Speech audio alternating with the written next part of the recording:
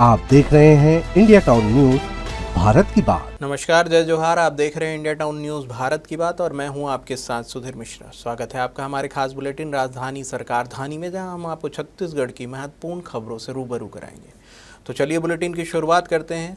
रसूखदारों को नियम कायदों पर जरा भी भरोसा नहीं होता है, वो तो इसे अपनी मनमर्जी को तोड़ मरोड़ लेते हैं। इसका ताज़ा उदाहरण राजधानी रायपुर में ही देखने को मिला है, जहां रसूखदारों ने अधिकारियों से मिलीभगत कर राज्य गठन के बाद से सबसे बड़े जमीन घोटाले को अंजाम दिया है। जमीन की कीमत 150 करोड़ रुपए बताई जा रही है। एक मीडिया रिपोर्ट के अनुसार जमीन घोटाले को बेहद सुनियोजित तरीके से अंजाम दिया गया। सबसे पहले घास चराई जमीन को किसानों के नाम अलॉट किया गया, फिर इसी जमीन को शहर के दो नामी रसूखदारों की कंपनियों ने किसानों से खरीदा। इसके बाद इसी जमीन को देश की नामी मल्टीनेशनल कंपनी को बेच दिया गया। अब कंपनी इस ज़मीन पर प्लॉटिंग कर लोगों को बेचेगी। इसके लिए कंपनी ने हाल ही में नए बड़े विज्ञापन जारी भी किया है। पूरे मामले की शिकायत मिलने के बाद जांच कराई गई। इस प्रोजेक्ट का रेरा में पंजीयन नहीं था, इसी वजह से इसे नियम का उल्लंघन मानते हुए क्रय विक्रय पर रोक लगाई जा रही है। बताया जा रहा है कि इस मामले में 3 एजेंट शशिकांत झा, दीक्षा राठौर और property clouds realty specifier private limited पर कार्रवाई भी की गई। तीनों को नोटिस भी जारी किया गया है।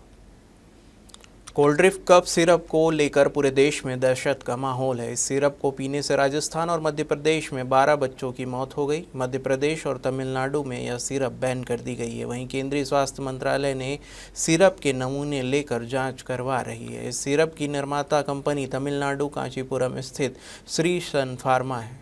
इसकी जांच में अत्यधिक मात्रा में डाईएथाइल ग्लाइकॉल यानी कि DEG पाई गई है। राज्य शासन के स्वास्थ्य विभाग का कहना है कि तमिलनाडु की इस कंपनी की कफ सिरप की छत्तीसगढ़ में सप्लाई नहीं है।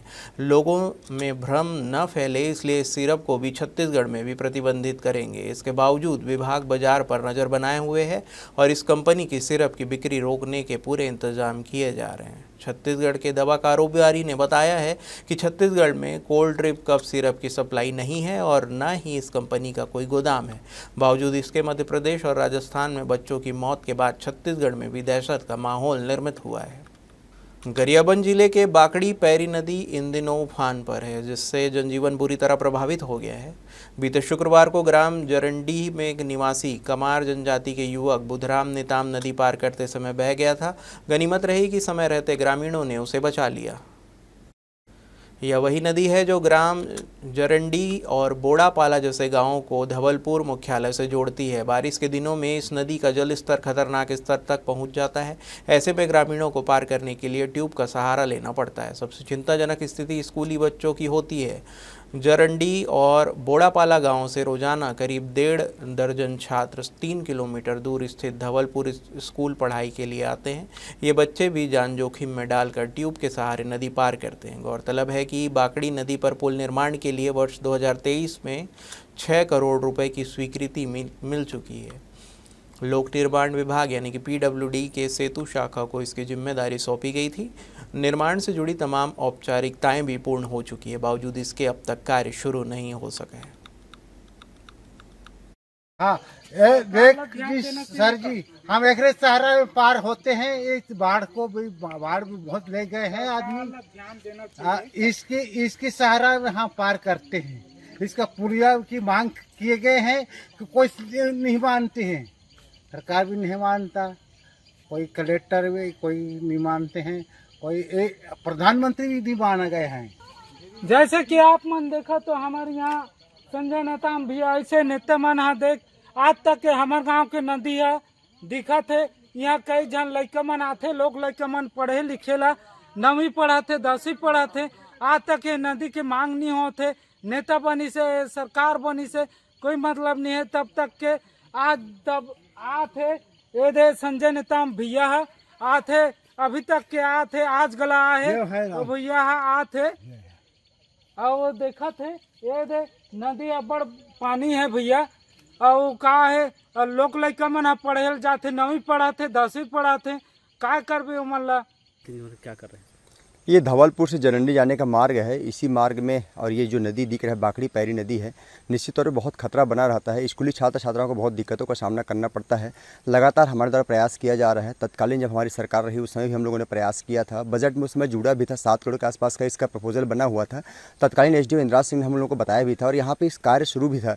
यहाँ जो बोर का काम था वो चल भी रहा था, लेकिन पता नहीं अचानक से ये कार्य रुक गया है। मैं लगातार प्रयास कर रहा हूँ, अभी भी मैं लगातार प्रयास कर रहा हूँ।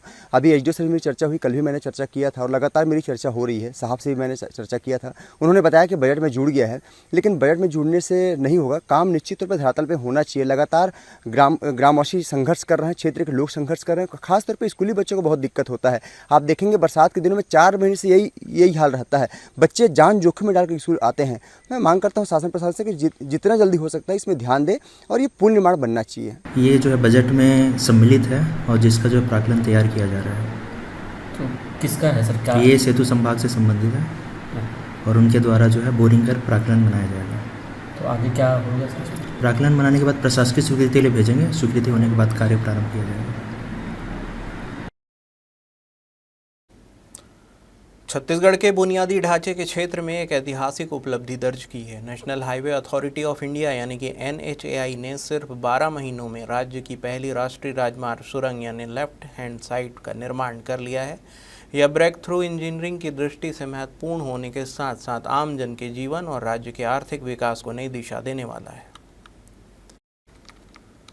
2.69 किलोमीटर लंबी यह टनल रायपुर विशाखापट्टनम आर्थिक गलियारे NH 130CD का हिस्सा है, जिसे भारतीय राष्ट्रीय राजमार्ग प्राधिकरण की अभनपुर परियोजना कार्यान्वयन इकाई द्वारा निर्मित किया जा रहा है। यह ट्विन ट्यूब टनल पूरी तरह से तैयार होगी तो रायपुर के विशाखापट्टनम तक यात्रा का समय काफ़ी कम होगा। व्यापार एवं उद्योग को गति मिलेगी और छत्तीसगढ़ ओडिशा के साथ आंध्र प्रदेश के बीच संपर्क और मजबूत होगा। मुख्यमंत्री विष्णुदेव साय ने इस उपलब्धि पर प्रसन्नता व्यक्त करते हुए कहा है कि यह टनल समृद्ध और सशक्त छत्तीसगढ़ की दिशा में एक ऐतिहासिक कदम है। सड़क एवं परिवहन अधोसंरचना का विकास प्रदेश की प्रगति की रीढ़ है। इस टनल से छत्तीसगढ़ में पर्यटन और सामाजिक आर्थिक जुड़ाव के नए अवसर भी खुलेंगे। बिहार विधानसभा चुनाव के लिए अखिल भारतीय कांग्रेस कमेटी यानी कि AICC ने छत्तीसगढ़ के पूर्व मुख्यमंत्री भूपेश बघेल को बड़ी जिम्मेदारी दी है। उन्हें सीनियर ऑब्जर्वर नियुक्त किया गया है। कांग्रेस बिहार में अपनी जमीन को मजबूत करने में जुटी हुई है। हाल ही में राहुल गांधी ने बिहार में वोटर अधिकार यात्रा निकाली। राहुल गांधी की इस यात्रा से पार्टी के नेताओं और कार्यकर्ताओं में उत्साह का संचार हुआ। कांग्रेस नेताओं के साथ महागठबंधन के नेता भी इस यात्रा में शामिल हुए थे। वोट अधिकार यात्रा में लोगों की भीड़ भी जुटी। अब कांग्रेस इस समर्थन को वोट में तब्दील करना चाहती है। वक्त हो चुका है एक छोटे से ब्रेक का। बने रहिए इंडिया टाउन न्यूज के साथ। अब खबर आपकी उंगलियों पर, हर खबर पर हमारा नजरिया। इंडिया टाउन न्यूज, भारत की बात। केंद्रीय गृह मंत्री अमित शाह और प्रदेश के मुख्यमंत्री विष्णुदेव साय बस्तर दशहरा के अवसर पर जगदलपुर के सिरहासार भवन में आयोजित मुरिया दरबार में शामिल हुए।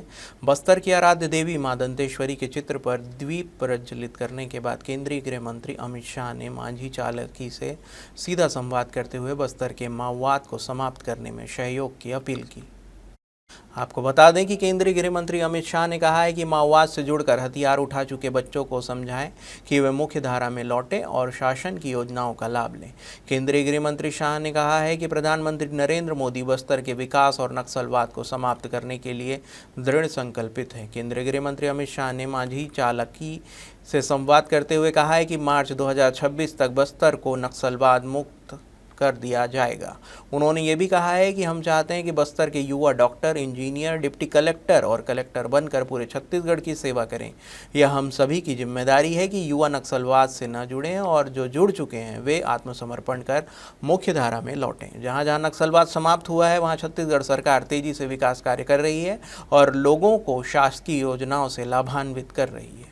भाजपा विधायक रेणुका सिंह के विवादित बयान पर राजनीतिक गलियारों में बवाल मचा हुआ है। सोनहत में रावण दहन के कार्यक्रम के दौरान मंच से लोगों को संबोधित करते हुए विधायक रेणुका सिंह ने कहा था कि सरकार में भी रावण है। इस बयान पर पूर्व डिप्टी सीएम कांग्रेस के वरिष्ठ नेता TS सिंहदेव ने समर्थन किया है। TS सिंहदेव ने कहा है कि रेणुका सिंह जिस बात को कह रही है वह उस परिप्रेक्ष्य में एकदम सही है कि अच्छाई और बुराई हम सभी में है। प्रभु राम और रावण का एक समय काल था, पर वो तो समाप्त हुआ। फिर आज क्या है? प्रासंगिक हमारे अंदर की अच्छाई और बुराई है, जिसमें लगातार संघर्ष बना रहता है। सिंहदेव ने कहा है कि हर व्यक्ति अपने बुराई के ऊपर जीत हासिल करने के लिए प्रयास करता होगा। ऐसे में हम सब मानते हैं कि इस परिप्रेक्ष्य में रेणुका सिंह ने कहा है, जो बिल्कुल सही है। अगली खबर धमतरी से है, जहां पर छत्तीसगढ़ कांग्रेस अब संगठन में नई ऊर्जा भरने की तैयारी में जुट गई है। लंबे अंतराल के बाद पार्टी ने जिला स्तर पर संगठनात्मक बदलाव की प्रक्रिया शुरू कर दी है। खास बात यह है कि इस बार पार्टी के जिला अध्यक्षों की नियुक्ति में टेक्नो सेवी यानी कि तकनीकी रूप से दक्ष होने को एक महत्वपूर्ण मापदंड बना लिया है।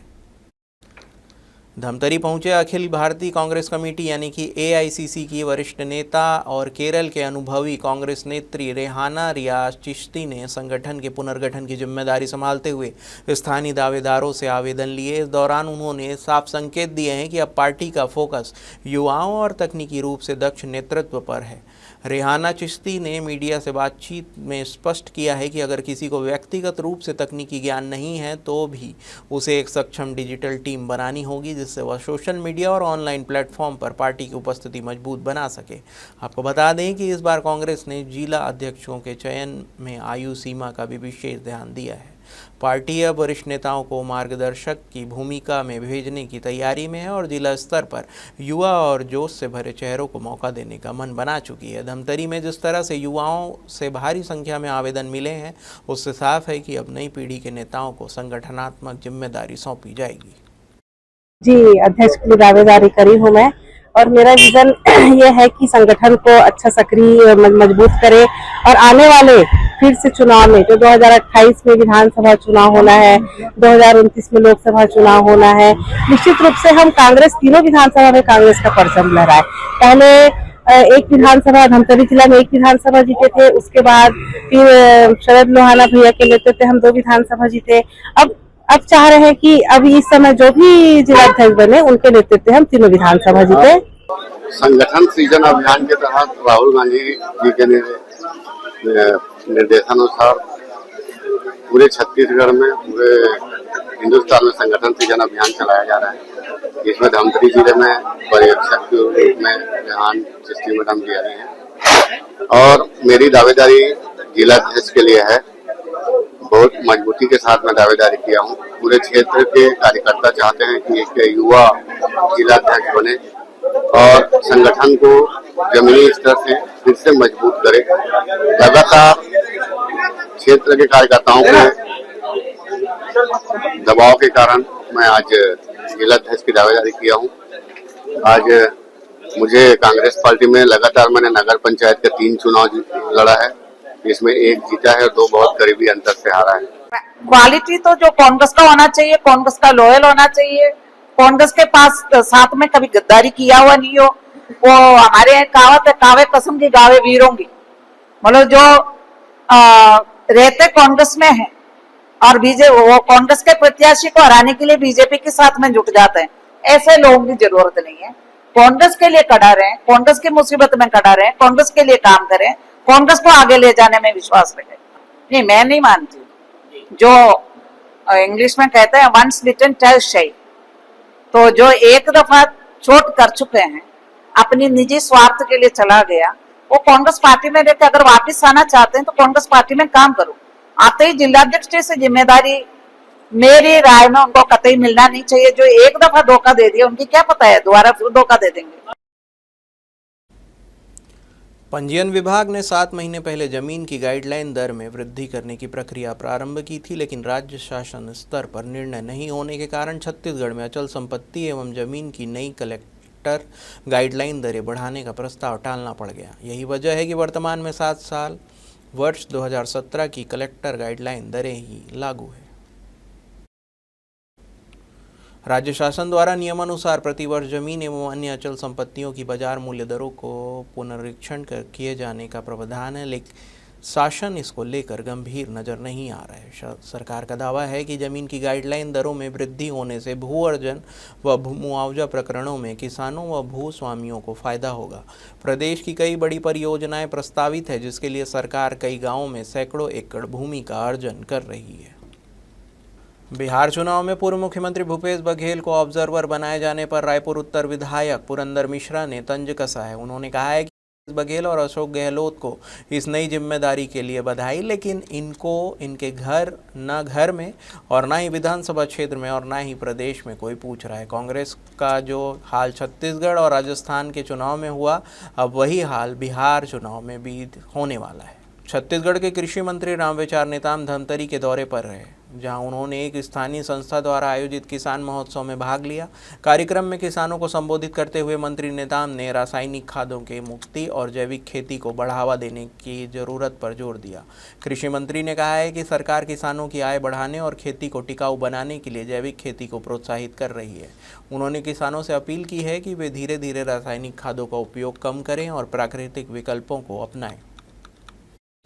हालांकि मीडिया द्वारा पूछे गए कुछ अहम सवालों पर मंत्री ने चुप्पी साध ली। जब उनसे पूछा गया कि प्रदेश में बीते 2 सालों में कृषि उपज मंडी समितियों का गठन क्यों नहीं हो पाया है, तो उन्होंने कोई स्पष्ट जवाब नहीं दिया। इसके साथ ही पूर्व गृह मंत्री ननकीराम कंवर के धरने को लेकर भी पूछे गए सवालों पर मंत्री बिना प्रतिक्रिया दिए ही कार्यक्रम स्थल से रवाना हो गए। मंत्री के इस रवैये को लेकर किसानों और राजनीतिक हलकों में चर्चा तेज हो गई है। विपक्ष ने इसे सरकार की जवाबदेही से भागने की नीति करार दिया है।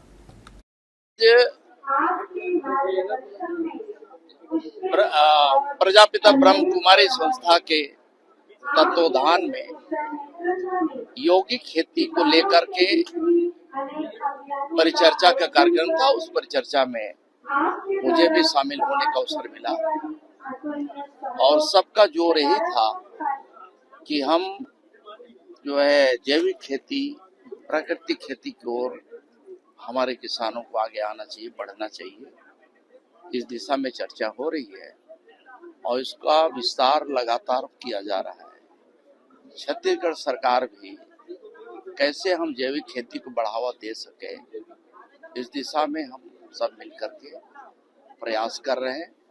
सरकार की ओर से भी लगातार इसमें प्रयास जारी है। आपने देखा होगा कि माननीय केंद्रीय कृषि मंत्री जी के नेतृत्व में पूरे देश भर में हम लोगों ने मई जून में कृषि विकसित संकल्प अभियान चलाया था और उस अभियान के माध्यम से किस तरह का खेती में हमें आगे आना चाहिए, किस तरह से जैविक खेती को बढ़ावा देना चाहिए, ऐसा सोच करके हम लोगों ने वहां पर सबको समझाई दिया है। और हमारे खास बुलेटिन राजधानी सरकारधानी में फिलहाल इतना ही। देश प्रदेश की तमाम खबरों से अपडेट रहने के लिए बने रहिए इंडिया टाउन न्यूज़ के साथ। नमस्कार। आप देख रहे हैं इंडिया टाउन न्यूज़, भारत की बात।